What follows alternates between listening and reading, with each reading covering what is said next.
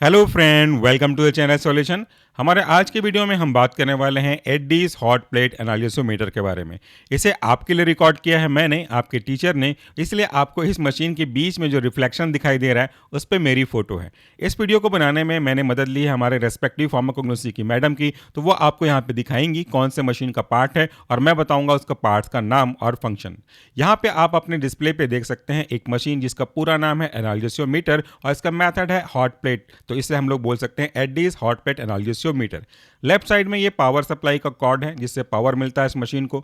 इसके ऊपर में छोटा सा रेड कलर का नोब जैसा दिखाई दे रहा होगा, वो फ्यूज बटन है। अब इसके बाद जो आप ऊपर में देख पाएंगे वह है आपका पीवीसी का केज, यानी कि इसी में हम अपने रैट या माइस को रखते हैं। ये ऊपर का कैप है, इसे आपको रिमूव करना होगा। रिमूव करने के बाद एक्सपेरिमेंटल एनिमल को प्लेस करना होगा और नीचे में जो आप स्टील का प्लेट देख रहे हैं ये गर्म होता चलता है और इसी के कारण इसका नाम पड़ा हॉट प्लेट और इसे डिस्कवर किया था एडीज ने, तो इसका नाम पड़ा एडीज हॉट प्लेट मेथड।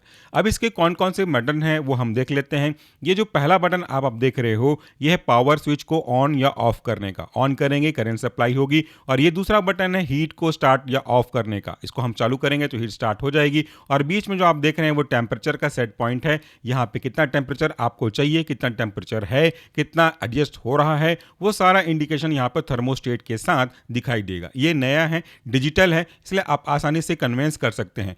यहाँ पे जो आपको ग्रीन कलर में टेम्परेचर दिख रहा है ये वो टेम्परेचर है जिसको आप सेट करना चाहते हैं। उसके लिए आपको मशीन का सेट बटन दबाना पड़ेगा। सेट बटन दबाने के बाद अपने टेम्परेचर को यहाँ पे फिक्स कर सकते हैं। इस मेथड के लिए जनरली 50 से 55 डिग्री सेंटीग्रेड को रखा जाता है। ऊपर में जो लाल कलर का आपको टेम्परेचर दिखाई दे रहा है ये वो टेम्परेचर है जो एट प्रेजेंट आपका हॉट प्लेट दिखा रहा है। चूंकि हमने इसे पहले से यूज करना स्टार्ट कर दिया था इसलिए टेम्परेचर आपको थोड़ा ज़्यादा दिखाई दे रहा है। फॉर एग्जाम्पल यहाँ पे हमने 55 डिग्री सेंटीग्रेड सेट किया है और अभी जो करंट टेम्परेचर है इस प्लेट का वह 47 डिग्री सेंटीग्रेड के आसपास। चूंकि इसे पहले से स्टार्ट किया है इसलिए थोड़ा सा गर्म है। इसके बाद आप देख सकते हैं जैसे हमने मशीन को स्टार्ट किया है ये एक कट कट की आवाज़ के साथ आपके स्टार्ट और ऑफ का काम कर रहा है। और आप अपने राइट साइड में जो टेम्परेचर का बटन है इससे भी फ्लक्चुएट होता हुआ देख सकते हैं। और साथ में आप अपने टेम्परेचर को जो कि करंट टेम्परेचर है वो भी फ्लक्चुएट होता हुआ दिखाई दे रहा है। तो ये जो पूरा टेम्परेचर है इसे हमने अपने प्रोसीजर के अकॉर्डिंगली सेट किया हुआ है 55 डिग्री सेंटीग्रेड पे, जस्ट कि आपको बता सकें कि टेम्परेचर कैसे सेट करते हैं। यूजुअली इसे 50 डिग्री सेंटीग्रेड के आसपास रखा जाता है। तो जब तक आपका मशीन गर्म होता रहेगा आपका जो ऊपर का टेम्परेचर है वो फ्लक्चुएट होता रहेगा, वो बढ़ता रहेगा।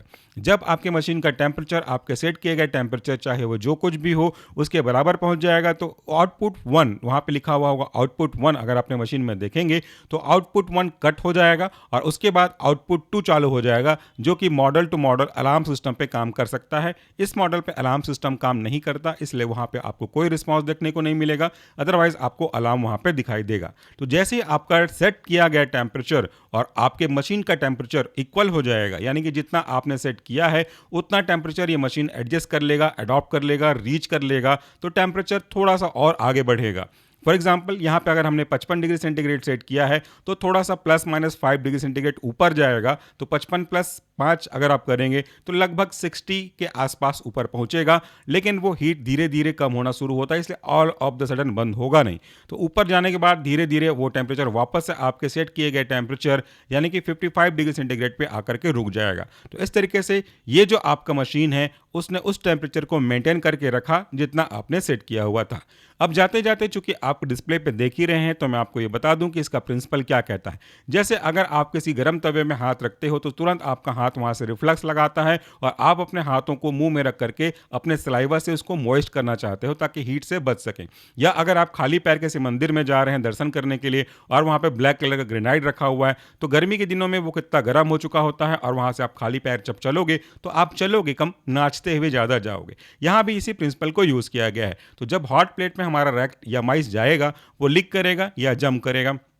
इसके बाद अगर हम उसमें अपना ड्रग देते हैं, एनाल्जेसिक ड्रग देते हैं, और अगर एनाल्जेसिक ड्रग काम कर रहा होगा तो उसके कारण से दर्द का एहसास कम होगा। तो पहले जिसमें हमने कोई भी ड्रग नहीं दिया था उस पर लीकिंग या जंपिंग का जो एक्शन है, जो क्वांटिटी है, जो नंबर है वो ज़्यादा होगा। लेकिन जैसे ही आप अपना ड्रग देते हो, ओपियोइड ड्रग देते हो या कोई भी ड्रग जिसको आप टेस्ट कर रहे हो उसको देते हो और देने के बाद जो number of leaking and number of jumping था वो पहले की तुलना में कम हो जाएगा। तो अगर ये चीज़ें कम हो रही हैं, जंपिंग जंपिंग लीकिंग रिस्पॉन्स कम हो रहा है, इसका मतलब ये क्लियरली है कि आपका एनाल्जेसिक ड्रग काम कर रहा है। और अगर कोई रिस्पॉन्स नज़र नहीं आ रहा है या पहले के जैसा रिस्पॉन्स है, तो इसका मतलब भी क्लियर है कि आपके ड्रग में कोई एनाल्जेसिक एक्टिविटी है ही नहीं। हमको इसको एवरेज लेकर के कैलकुलेट करना होता है। अगले पार्ट में हम आपको थोड़ा और एक्सप्लेन करने की कोशिश करेंगे। अगर आप इसका फंक्शन प्रिंसिपल जानना चाहते हैं तो वो हमने ऑलरेडी अवेलेबल करा दिया है। आप यहीं पे इसी ट्यूब चैनल पे सर्च कर सकते हैं एडीज हॉट प्लेट के बारे में। तो आज के वीडियो के लिए इतना ही। डेमोस्ट्रेशन किया था हमने पार्ट्स एंड फंक्शन के बारे में।